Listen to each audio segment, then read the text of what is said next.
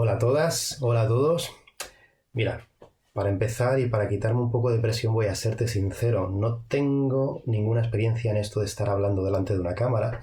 Me resulta bastante complicado. Me siento como en la televisión. Y algo habitual de los novatos de la tele es preguntar si pueden saludar. Y yo quiero saludar, quiero aprovechar para saludar. Y quiero saludar hoy especialmente a los niños y niñas, a nuestros niños del grupo de Chaval.es, chicos y chicas, saludos, espero que estéis todos bien, a los niños de la escuela bíblica, a todos los niños que estáis en vuestras casas viendo con vuestros padres esta grabación, a todos vosotros que estáis siendo un ejemplo de fortaleza, de vitalidad, que ahora os estáis adaptando a los colegios online, que improvisáis campos de fútbol o campos de cólbol en el pasillo de vuestras casas, que os adaptáis de manera genial a los cambios. A todos vosotros, chavales, un abrazo muy fuerte, espero que estéis bien, y a los demás, pues hoy un abrazo también, no os pongáis celosos. Bien, esta es la tercera predicación de este ciclo que hemos empezado desde que cerramos temporalmente nuestro local por la crisis sanitaria, y hoy me gustaría que abriésemos el abanico, como dice un buen amigo mío. Hoy quiero que miremos, que abramos los ojos y que podamos ver desde otra perspectiva. Algo que ya te advierto que nos va a llevar a responsabilizarnos, pero la responsabilidad es buena, la responsabilidad es madurez. Seguramente te pasa que hay cosas que son completamente invisibles para ti. A mí me pasa, mira, me dice mi mujer, oye Marcos, por favor, ¿me puedes traer el bote de tomate que está en la nevera? Y yo voy ya agobiado porque abro la nevera y se me da muy mal. Pasan los segundos y empiezo a sudar. Y sé que tiene que estar el bote de tomate en la nevera, pero es que no lo veo. Y estoy ahí, pasa el tiempo y me agobio y no veo nada. Hasta que llega mi mujer y rompe el hechizo de invisibilidad que recaía sobre el bote de tomate, alarga su brazo y lo coge. Y estaba ahí delante de mis narices, pero no lo veía. Eso me pasa a mí. Hay cosas que no veo. Las cosas de la nevera no las veo. Pero a veces lo que no vemos no son objetos, sino personas y situaciones. Mira, te voy a poner otro ejemplo. Seguramente has conocido a alguna persona para la que los niños son invisibles. Y no digo esto por criticar, como diría mi abuela, que el Señor me perdone. Es solo un ejemplo de cosas que ocurren y de cómo somos las personas. Pues bien, estas personas tienen a los niños delante y son como si no estuviesen, no interactúan con ellos. Los niños son algo que no tienen nada que decirle, forman parte del paisaje de su vida, como otras muchas cosas, pero nada más. Y por supuesto no tiene hijos, pero de repente no, porque tienen que pasar 9 meses, tiene un hijo, tiene un bebé. Y lo que antes era invisible para él cobra visibilidad y empieza a darse cuenta que en el mundo hay niños. Su recién llegado hijo le muestra algo que había estado ignorando. Y desde ese momento puedes ver cómo su actitud hacia los niños ha cambiado. Se acerca a ellos, es más cercano, les tiene en cuenta, les dirige la palabra. ¿Has visto esto alguna vez? Es algo muy nuestro, es algo muy humano. Muchas veces vemos solo lo que tenemos delante. Vemos lo nuestro, vemos lo que está en nuestro campo de visión. ¿Y qué está ahora en nuestro campo de visión? ¿Qué va a estar, hijo? ¿No? ¿Qué está ahora en nuestro campo de visión? En nuestro campo de visión está esta crisis sanitaria. Y muchos estamos asustados, preocupados, agobiados, con razón. Muchos lo estáis pasando mal por el confinamiento, muchos os sentís muy solos y nuestras cabezas se activan y giran en torno a lo que estamos viviendo y nos hacemos preguntas de las que no tenemos respuesta. Y esto nos genera intranquilidad. ¿Cuántas semanas estaremos confinados? ¿Cuándo se controlará la pandemia? ¿Cuándo llegará el pico y empezará a bajar? ¿Qué ocurrirá después? ¿Qué pasará con la economía? ¿Qué ocurrirá con mi trabajo? Porque por un lado esto es algo totalmente nuevo para todos nosotros. Es la primera pandemia de un mundo globalizado y que amenaza con afectar a buena parte de la Tierra. Dios quiera que no llegue a los países pobres. Pero por otro lado no es nada nuevo. Porque otros, en situaciones y localizaciones menos privilegiadas, han pasado por esto y peor. Sida, malaria, hambrunas que han masacrado países y la hambruna no es ningún virus. ¿Sabes cuál es la gran diferencia ahora? Que ahora sí que me afecta a mí, ahora nos está afectando. Y lo tenemos aquí, y ya no es algo lejano, y si me permites hablar de esta manera, los muertos ya no son chinos, que los veíamos un poco raros ahí con sus mascarillas, o ya no son personas pobres de África, el muerto puede ser mi abuelo, el que está ingresado puede ser mi padre o mi mujer, el que puede tener problemas económicos por la crisis generada es mi primo o mi mejor amigo. Y es entonces cuando lo invisible se hace visible. Y así somos. En muchas ocasiones no vemos hasta que no lo tenemos en nuestras narices, hasta que no es algo nuestro. Y yo creo que quizás sea esa una de las cosas que tenemos que empezar a aprender, que en nosotros tiene que ser algo mucho más amplio que mi familia, que mis vecinos, que mi comunidad pertenezca a la comunidad que pertenezca, que mi ciudad, que mi país, que yo. El nosotros es el refugiado que hoy es sirio, pero que mañana puede ser valenciano y español, porque estamos aprendiendo que las cosas pueden cambiar así, de la noche a la mañana. El nosotros es el poblado que sigue luchando contra la malaria, y los de este lado tenemos recursos para luchar contra esa enfermedad.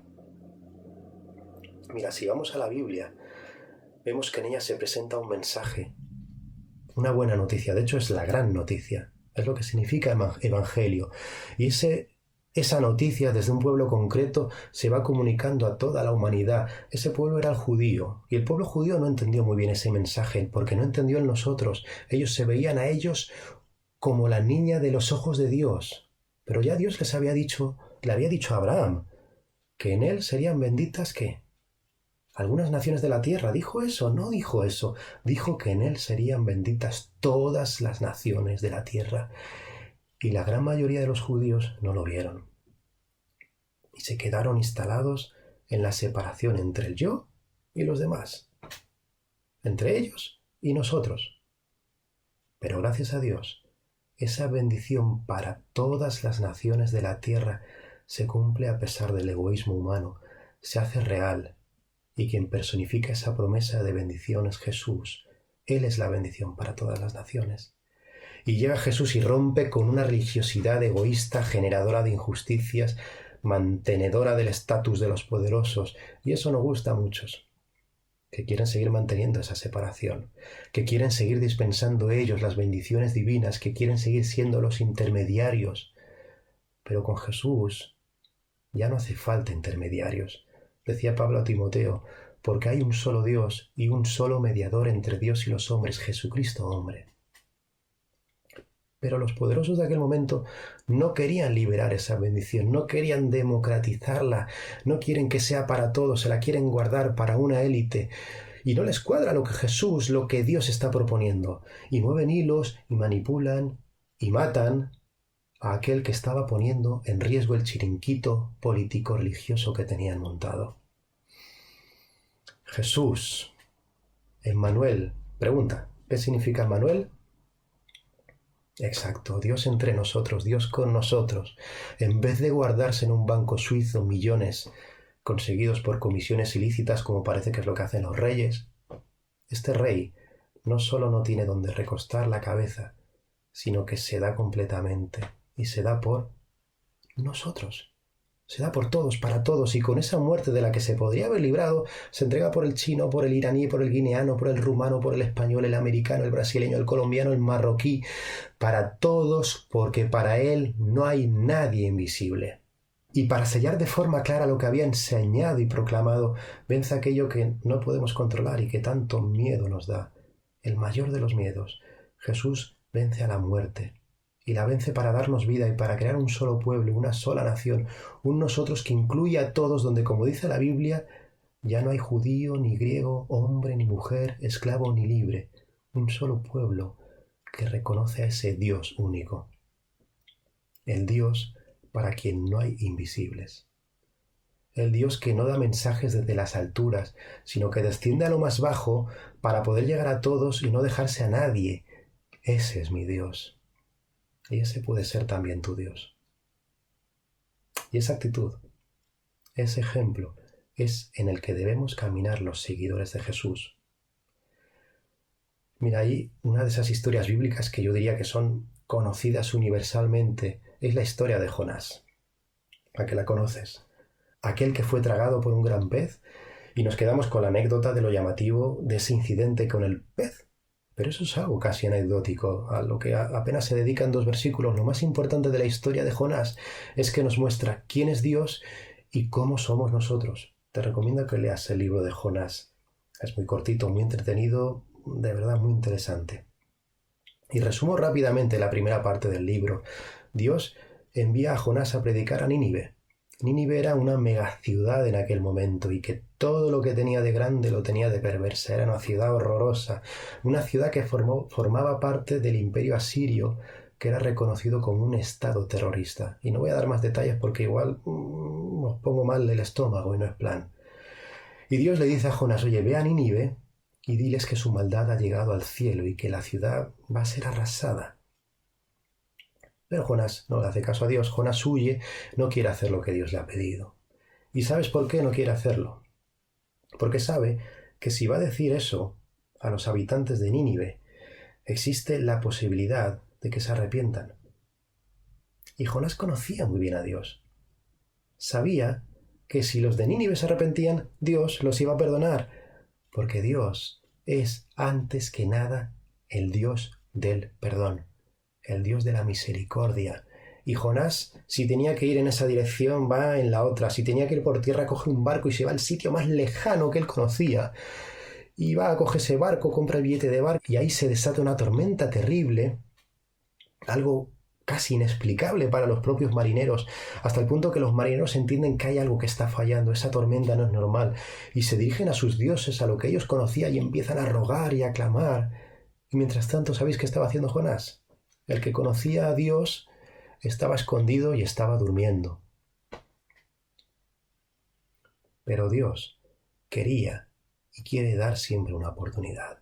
Y a pesar de que Jonás no quería pensar más allá de sí mismo, a pesar de que viviese instalado en el ellos y en el nosotros, y esos ellos para él fuesen invisibles, porque es que además eran muy malos, a pesar de que Jonás no quería asumir su responsabilidad, Dios no torció su brazo, y Dios mostró a Jonás que no hay nada invisible para él, incluida la corrupta Nínive. Dios ama también a Nínive, Dios ama a toda su creación. Y Jonás obedeció al final a Dios y predicó. Y yo diría que su predicación es la más exitosa de las que encontramos de entre todos los profetas del Antiguo Testamento, porque Nínive se arrepintió y Dios no condenó a Nínive. ¿Y sabes por qué no condenó a Nínive? Eso lo vemos más tarde.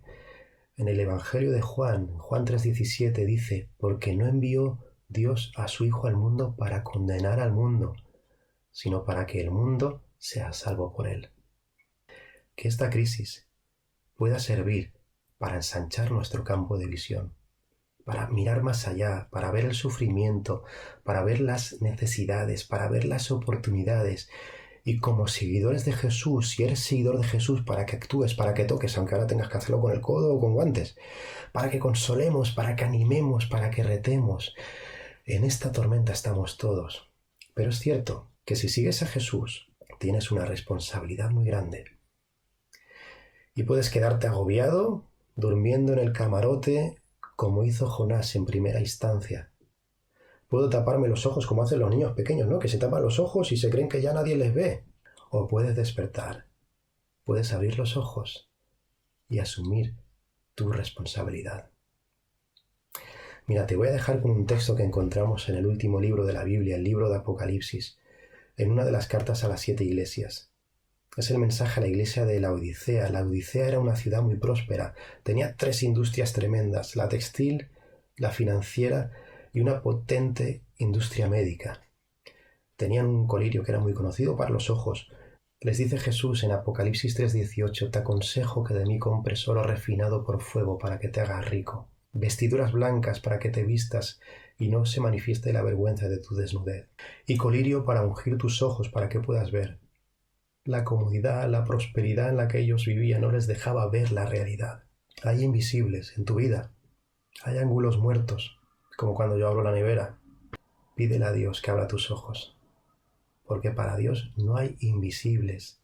Dile que te muestre aquello que has estado ignorando y en lo que deberías implicarte de forma responsable.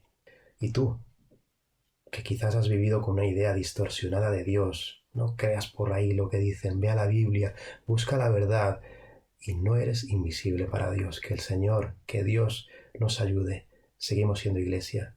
Que vaya muy bien.